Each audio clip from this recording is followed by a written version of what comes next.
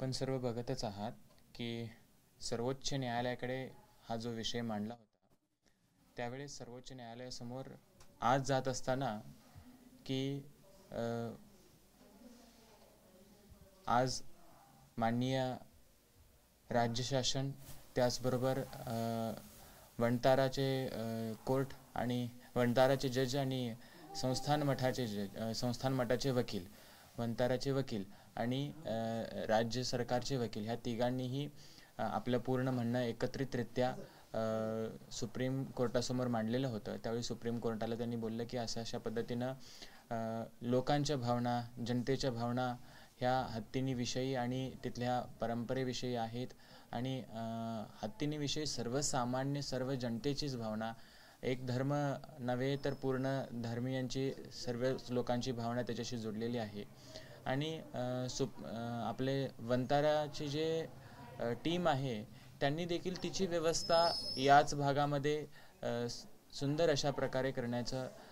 नियोजनही त्यांनी केलं होतं। त्या पद्धतीनं सुप्रीम कोर्टासमोर त्या वक्तव्य मांडले गेलं आणि त्या वक्तव्यानुसार सुप्रीम कोर्टाने आज HPCकडे हाय पॉवर कमिटीकडे जाण्यासाठी आपल्याला मार्ग करून दिलेला आहे आणि आपलं वक्तव्य हाय पॉवर कमिटीजवळ मांडून पुढच्या प्रक्रियेला परमिशन घेण्यासाठी हाय पॉवर कमिटीकडे जायला सांगितलेलं आहे। एकंदरीत या सर्वातून असं वाटत आहे की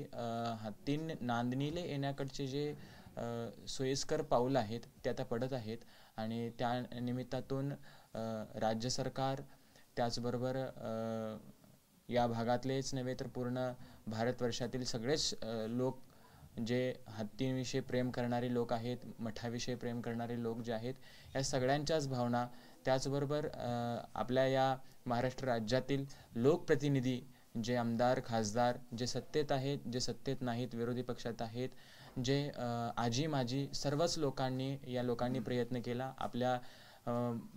जैन अजैन सगळ्याच समाजातील लोकांनी जो प्रयत्न केलेला आहे त्या प्रयत्नांना आता थोड्याफार प्रमाणामध्ये यश येतंय असं वाटत आहे आणि हेच यशाचे पावले पुढे अशाच पद्धतीने पडत राहो आणि लवकरात लवकर आपली माधुरी आपल्यापर्यंत येऊ हीच भावना आहे। आणि या सर्वसामान्य जनता आणि सगळेच नेते आणि सगळ्याच लोकांनी सोशल मीडिया असेल आपले पत्रकार बंधू असतील आणि सोशल मीडियावरती ब्लॉगर्स लोक असतील या सगळ्याच लोकांच्या माध्यमातून या सगळ्या प्रकरणाला चांगलं यश येते असं दिसत आहे आणि लवकरात लवकर HPC समोर आपलं हे म्हणणं मांडून HPC कडून आपले पुन्हा नांदणीला हत्ती आणून तिची सुव्यवस्था पूर्वरत हत्तीची चांगल्या पद्धतीनं काळजी घेऊन वंताराच्या माध्यमातून वंताराच्या मार्गदर्शनाखाली त्यांनी जे इथं सुव्यवस्थेसाठी एक व्यवस्थितरित्याचं चांगलं काम ते करण्याची इच्छा आहे तर त्या पद्धतीनं आपण आणि त्यांनी ह्या सगळ्याच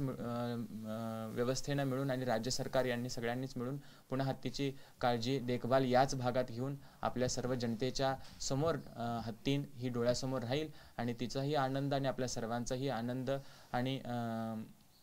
सगळ्या जनतेच्या भावना या सगळ्या समजावून घेऊन पुढच्या कालामध्ये चांगले पाऊल पडतील आणि लवकरात लवकर हत्ती येईल अशी आशेचे किरण आता सुटलेले आहेत। आजच्या सुनावणीनंतर मठ असेल वंतारा आणि राज्य सरकार HPC कडे जावं लागणार आहे वकिलांशी काही बोलणं झाले का आजच्या सुनावणीनंतर कधीपर्यंत साधारण HPC कडे भावना तर आधीपासून महाराष्ट्रातल्या सर्व जनतेची आणि सर्वसामान्य लोकांची भावना अशी होती की हत्ती गणपतीपर्यंत यायला पाहिजे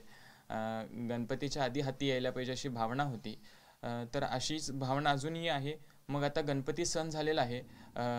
सगळ्या देवी आणि सगळे देव आता नवरात्रीमध्ये आपल्या आपल्या स्थानावर असतात त्या पद्धतीनं महाराष्ट्रातल्या जनतेने देखील हत्तीनीला एका देवीचं स्वरूप मांडलेलं आहे आणि ती हत्ती नाही तिला देवीचं स्वरूप मांडलेलं आहे। मग माझी आणि महाराष्ट्रातल्या लोकांची जनतेची भावना आहे की नवरात्रीमध्ये ती तिच्या देवस्थानाला तिच्या स्थानाला ती परत येऊ आणि तिच्या स्थानामध्ये तिची आराधना हो अशीच भावना आहे आणि ती जी देवीची सेवा करत होती क्षेत्रातील देवीची सेवा तिच्या हातून जे होत होती प्रत्येक वर्षी होत होती त्या पद्धतीने यावर्षी तिच्याकडून ती सेवा हो अशा पद्धतीची मी भावना व्यक्त करत आहे। आणि राज्य सरकार आणि आपलं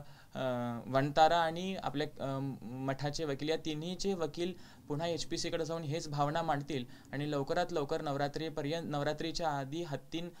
पुन्हा तिच्या देवस्थानाला येऊन तिच्या मूल स्थानाला येऊन तिची आराधना सर्वसामान्य जनता करेल अशी मंगल भावना आहे।